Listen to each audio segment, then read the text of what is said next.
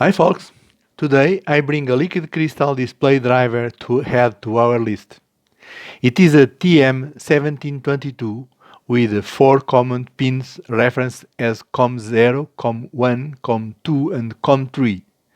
Since we have 15 pins for segments, if we don't use the PWM0, PWM2 and the PWM3, these result in the control capacity of the up to 60 segments. The datasheet is available on the web, but with descriptions in the Chinese characters, which forced us to use Google Translator. Even forgetting the language barrier, the manual is not very clear, so I liked a few points to be more easy to understand. Data can be sent direct to the memory locations by entering the address or in the groups using the auto-increment for the memory locations.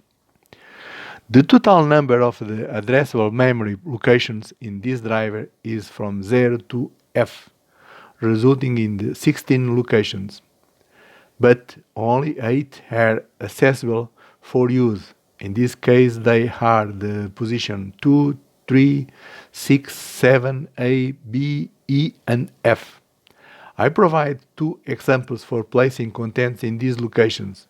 Of course, when sending the burst of the 16 locations, the information from the unused locations will be discarded.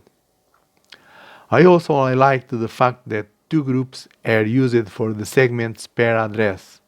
As example, the memory location 02 store the segments accessed by the segment 4 and segment 5 in the bits corresponding to the 2 4-bit words of the byte in question.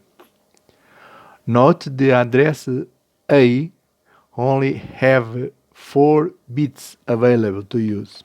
I'm convinced that by analyzing the examples provided in the code, the interpretation becomes easier and, to tell the truth, after understanding how it works, controlling the drive becomes simple.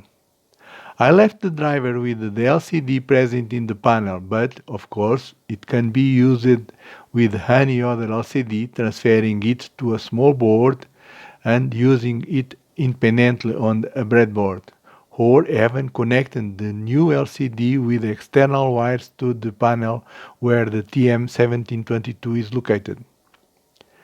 The panel I'm using has a transistor to regulate the LCD backlight. I activated it simply by setting the transistor base to low, but an analog port can be used to create a dimmer in the backlight.